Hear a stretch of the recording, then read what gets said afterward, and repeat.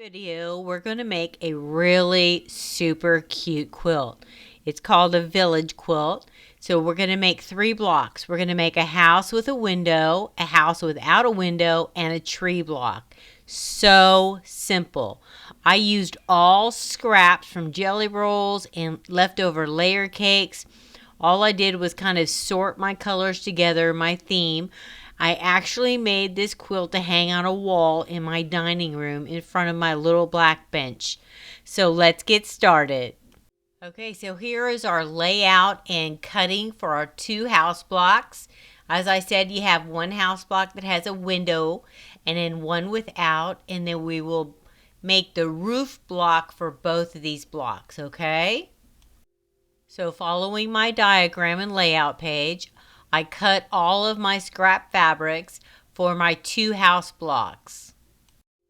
So the first house block I'm going to sew together is the one with the window in the middle.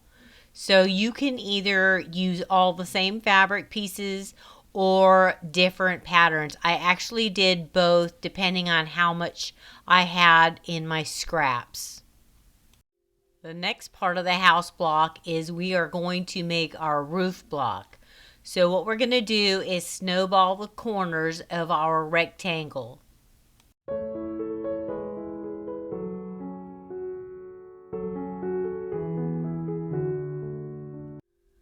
Okay, so now that we have our roof block, flying geese block made, we're going to start sewing them to the top of our house blocks.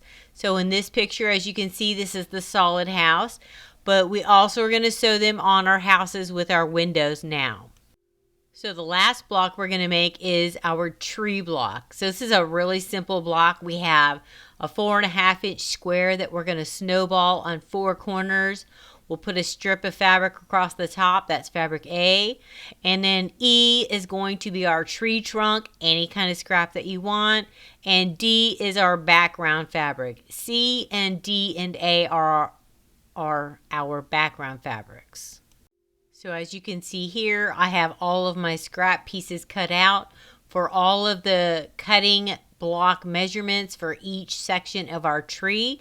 Now I'm going to start sewing them together. The first thing I'm going to do is snowball our tree block, which is the big square in the middle, the 4.5-inch square. That's our tree. First thing I'm going to do is take 4 small squares and snowball the 4 corners of that.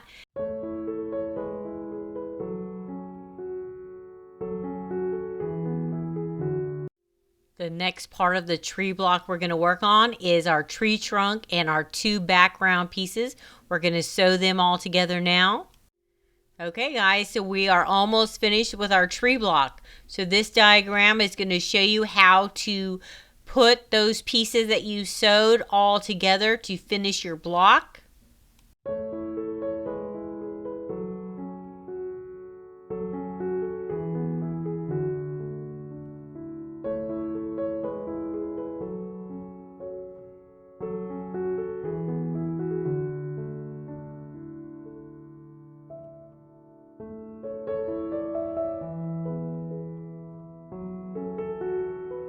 Alright guys, so now we have all 3 of our blocks for our quilt finished. We have our house without a window, our tree, and then our house with a window. So there are different ways you can lay out your rows. You can lay them out to where you have like the tree in the middle and in the same row as your houses, you know, alternating the trees and the houses to make like a neighborhood. Or you could do it like in the pattern where they did like a whole row of houses and then a whole row of trees and then a whole row of houses back and forth. That's how I did mine, but I did lay it out both ways to give you an idea of how it can look. It's really up to you. The blocks are all 8 inches tall, so it doesn't matter. You can mix and match your trees and your houses next to each other. Now, if you do the whole row of trees, you will have to add sashing in between the trees so that it lines up with the houses in the rows, okay? Because the trees and their houses are different widths. So you have to make up that difference with sashing.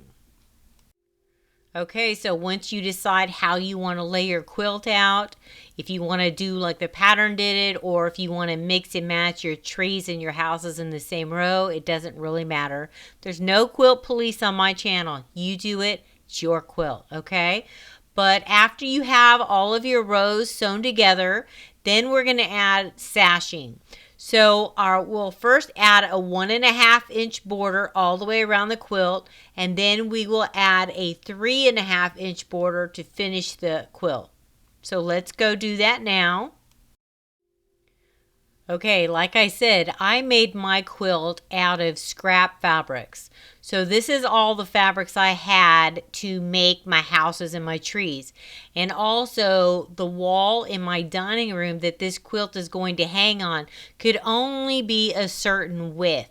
So I had to kind of tailor my quilt to fit that wall and with the amount of scraps I had. So on my quilt, I did not follow the borders like the pattern. I did a 2.5 inch border of scraps in a light color, and then I did a 2.5 inch border in a brown color of scraps, and then I did my final border, which was 3.5 inches like the pattern had.